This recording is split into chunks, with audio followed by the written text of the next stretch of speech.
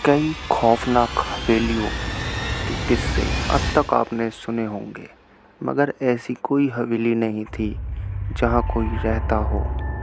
इसलिए दास्तां कितनी सच है और कितनी झूठ, ये शक हमेशा बना रहता है। मगर आज जिस हवेली की कहानी हम आपको बता रहे हैं, वहाँ एक परिवार रहता है और साथ में रहती है रज़िया बेगम, जिसे मरे 200 साल का वक्त गुजर चुका है।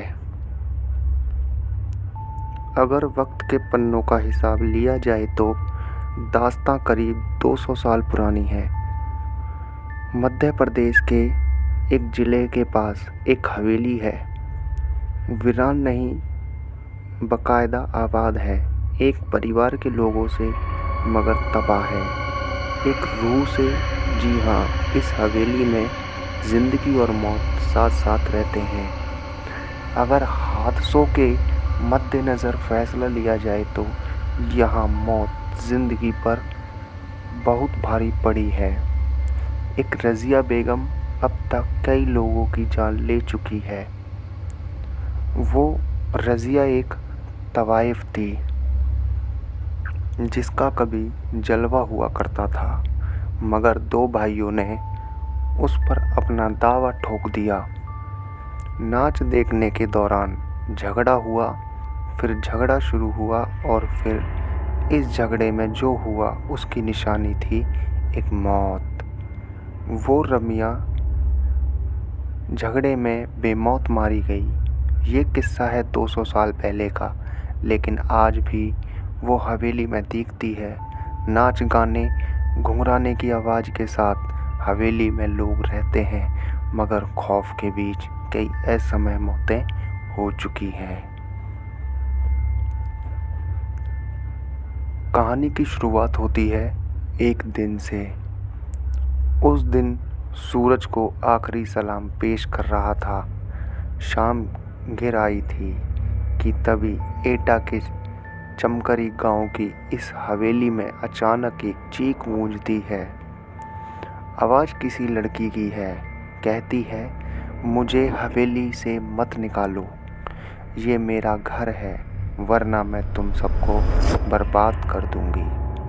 कोई कुछ समझे इससे पहले एक और चीख गूंजती है।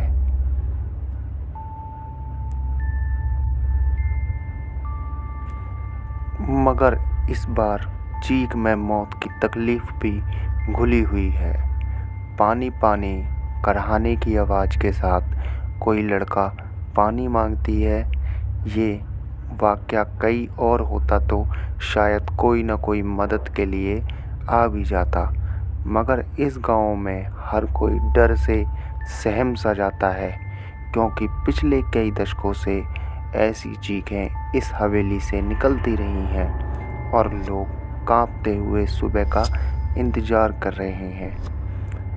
इस हवेली के मालिक सतेंद्र तोमर कहते हैं कि यहाँ पहले सब ठीक था, लेकिन धीरे धीरे ये दिक्कत बढ़ती ही गई। यहाँ घुंघरुओं की आवाज़ सुनाई देती थी, नाचने की आवाज़ें इस तरह प्रॉब्लम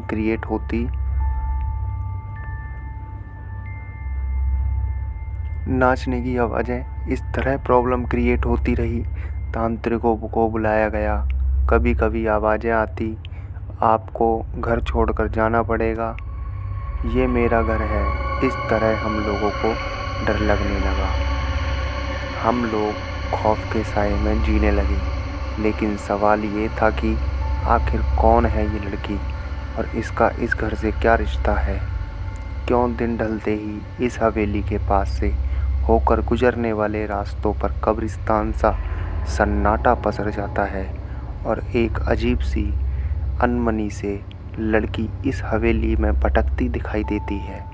कभी झरोकों से झांकती तो कभी हवेली की छत से टकटकती लगाए दूर किसी मुसाफिर का इंतज़ार करती। जिसने उसे गौर से देखा है बताते हैं कि उसकी नज़रें बर्छी की तरह कलेजे को चीरती सी लगती हैं। मगर कभी इन्हीं नज़रों के दीवाने थे लोग। वो जहाँ खड़ी होती थी उसी के आसपास खड़े होकर लोग उसका दीदार करना चाहते थे। जिस घर में वो रहती थी उसकी खिड़की पर लोगों की नज़रें टकटकी लगाए रहती थीं। इंतज़ार करते थे लोग कि कब खिड़की खुले और कब उसका दीदार हो। ऐसा जलवा था रज़िया बेगम का। इस हवेली के आसपास रहने वाले बुज़ुर्ग बताते हैं कि इस हवेली में एक खूबसूरत सी लड़की निकलती थी, जिसे वो जब पकड़ने की कोशिश करते वो जानवर का भेष बदल लेती। आज इस हवेली में ज़िंदगी और मौत दोनों का बसेरा है। दूसरी हवेलियों की तरह ये खाली नहीं है। यहाँ गुज़रे दौर की तवायफ रज़िया की रूह भी रहती है और इस कोठी के मालिकान भी, मगर मौत के साए में लगातार सांस लेती है। इन जिंदगियों पर क्या गुजरती है ये बताने के लिए काफ़ी है कई लोगों की मौत होना, क्योंकि इस हवेली ने अब तक कई अपनों को खो दिया है। हद तो यह है कि इस हवेली के बच्चे भी शैतानी करने या चहकने से पहले सोचने लगे हैं। इस हवेली में आज जितनी भी जिंदगियां बाकी बची हैं उनके चेहरों पर ज़िंदगी का कोई नामो निशान नज़र नहीं आता। एक खूबसूरत मगर खौफनाक चेहरा उन्हें लगातार नज़र आता है। एक टक घूरता हुआ, शायद ये पूछता हुआ कि इतने लोगों की मौत के बाद भी क्या हिम्मत बाकी है यहाँ रहने की। मगर रज़िया आखिर क्यों इंतकाम की आग में झुलस रही है? क्यों उसे मासूम बच्चों पर भी तरस नहीं आता? क्या हुआ था उसके साथ? आखिर कौन थी रज़िया बाई? रज़िया बाई, उसकी पायल जब छनकती थी तो लोग दीवाने हो जाया करते थे। हर हवेली का मालिक ये सपना पाला करता था कि एक दिन ये घुंघरू सिर्फ उनके लिए खनकेंगे। बात करीब 200 साल पुरानी है। जब रज़िया इस हवेली में मुजरा किया करती थी तो रज़िया के दीवानों की फहरिस्त में इस इलाके के 2 सगे भाइयों का नाम भी शुमार हुआ करता था, जो तकरीबन हर शाम उसी के पास गुजरा करते थे। मगर रज़िया उस बला का नाम था जिसकी खूबसूरती और हुनर के आगे क्या रिश्ते और क्या नाते पल भर में बिखर जाते थे। और यही हुआ उन दोनों भाइयों के साथ भी। रमिया को लेकर दोनों इस कदर जज्बाती हुए कि एक दूसरे को ही जान के दुश्मन बन गए। और रज़िया ने बेकाबू हालत काबू में करने की कोशिश की तो गुस्से से लहराता एक खंजर रज़िया के ही शरीर में उतर गया। दरअसल ये कहा जाता है कि दोनों भाइयों की लड़ाई में रज़िया बीच बचाव करने आ गई थी, इसलिए वो मारी गई। वो चाहती थी कि दोनों में खून खराबा ना हो, लेकिन हुआ इसके ठीक उलट। खून तो हुआ लेकिन उन दोनों भाइयों में से नहीं, बल्कि रमिया का, जिसका कोई कसूर नहीं था।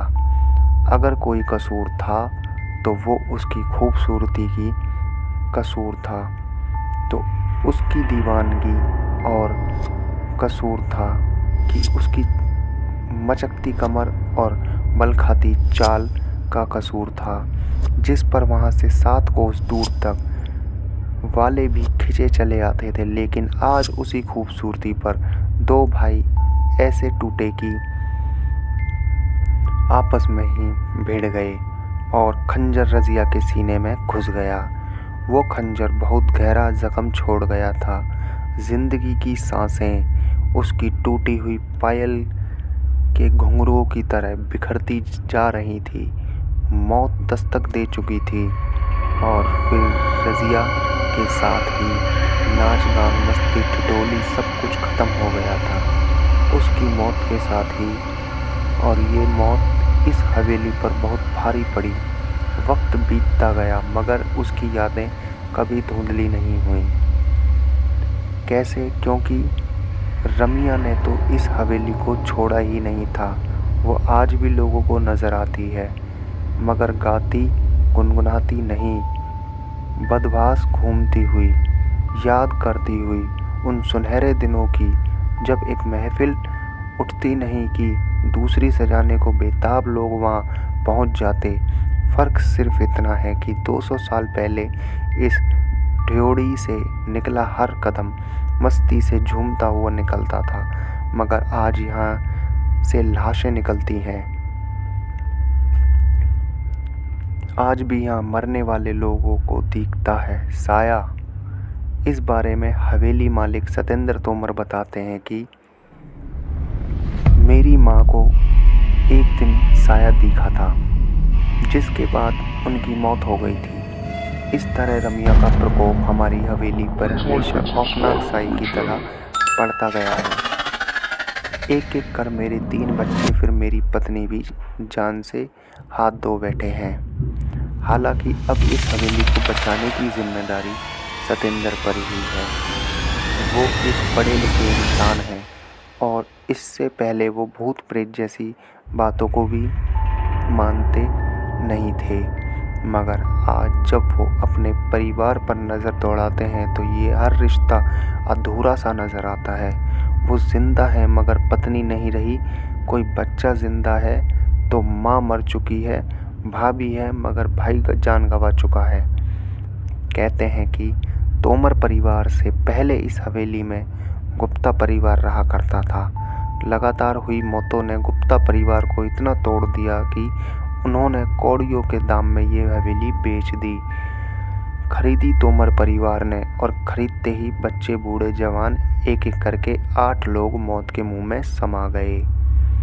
फिर सहारा लिया पूजा पाठ का। नतीजा इस बार उसकी जान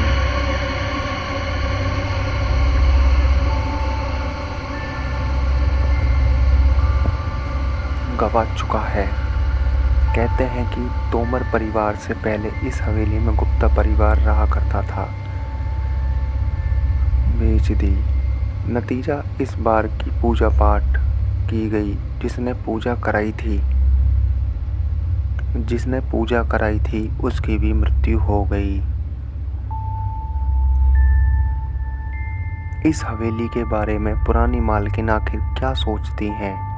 इस बारे में पुरानी मालकिन ओमवती गुप्ता बताती हैं कि आगरा रोड पर बसा चमकरी गांव है। वक्त के पलों को बुनते बुनते आज तकरीबन 200 साल गुजर चुका है, लेकिन उस हादसे के बाद यहाँ कुछ नया नहीं हुआ, सिवाय रज़िया की दास्तां के जो यहाँ के ताने बाने में बुन सी गई है, कुछ इतनी शिद्दत से कि बाकायदा नज़र भी आती है। अनमनी सी भटकती हुई हवेली के बाहर भी और अंदर भी। नतीजतन इसके मालिकान इसे बेच देना ही बेहतर समझते रहे। यही वजह है कि आज इस हवेली में किसी के चेहरे पर रौनक नहीं नज़र आती। बच्चे गुमसुम से रहते हैं, बड़े जैसे बस जिंदा हों, घर घर सा नहीं लगता, और लगे भी कैसे क्योंकि घर ने उन्हें कभी अपनाया ही नहीं। अलबत्ता छीना ज़रूर उसके तमाम अपनों को अचानक। रज़िया का सच क्या है हम नहीं कह सकते। हाँ, इतना ज़रूर कह सकते हैं कि यहाँ रहने वाले दोनों परिवारों में बेहिसाब बेवजह मौत हुई है, और अगर ये सब कुछ इत्तेफाक है तो यकीनन बहुत खौफनाक इत्तेफाक है, शायद रज़िया के खौफ से कहीं ज़्यादा खौफनाक। आई होप आपको वीडियो अच्छी लगी होगी, तो वीडियो को लाइक करना, कमेंट करना, शेयर करना और शेयर कर देना अपने सभी ग्रुप्स में। मिलते हैं नए सी ही एक रोचक तथ्य कहानी के साथ अपनी नेक्स्ट वीडियो में। धन्यवाद।